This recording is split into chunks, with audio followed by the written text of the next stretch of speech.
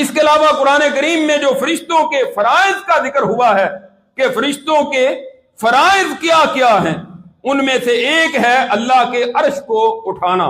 اللہ رب العزت فرماتے ہیں الذین یحملون العرش ومن حولہ یسبحون بحمد ربہم ویؤمنون بہ ویستغفرون للذین آمنوا ربنا وسعت کل شیء رحمتا وعلما فاغفر للذین تابوا واتبعوا سبیلک وقہم عذاب الجحیم ربنا وادخلہم جنات عدن التی وعدتہم ومن صلح من آبائہم وازواجہم وذریاتہم انک انت العزیز الحکیم۔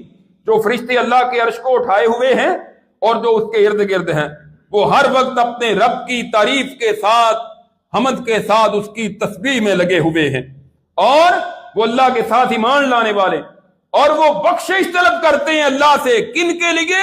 ان لوگوں کے لیے جو ایمان لائے۔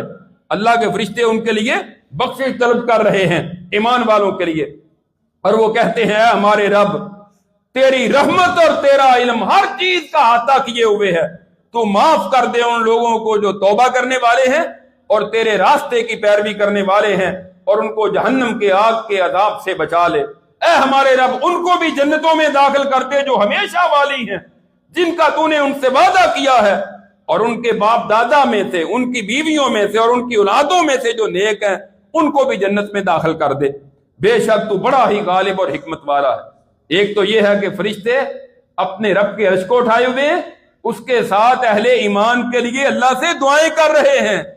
اگر آپ ایمان والے بن جائیں حقیقی معنوں میں، تو اللہ ہمارے لیے فرشتوں کی ڈیوٹی لگائے ہوئے ہیں کہ وہ ہمارے لیے دعائیں کر رہے۔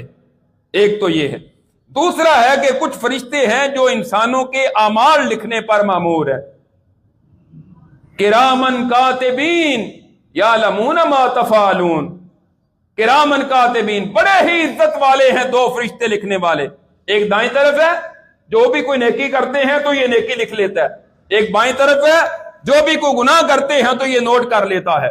کوئی ایک بھی آپ کی حرکت جو ہے وہ ریکارڈ سے باہر نہیں ہے، ریکارڈ میں آ رہی ہے۔ اور وہ بڑی دلچسپ بات کہ ہر فرشتہ دونوں میں سے اپنی اپنی ذمہ داری پوری کر رہا ہے۔ جب بھی کوئی نیک عمل کرتے ہیں، یہ فرشتہ نیکی والا لکھتا ہے، برا کرتے ہیں تو برائی والا لکھنا شروع ہو جاتا ہے، وہ نہیں لکھتا۔ اور جب درود شریف پڑھتے ہیں، حدیث میں اس کی وضاحت آئی کہ 7 نیکیاں بھی ملتی ہیں، گناہ بھی مٹتے ہیں۔ ایک فرشتہ نیکیاں لکھنی شروع ہو جاتا ہے، دوسرا اپنے پاس جو گناہ ہیں ان کو مٹانا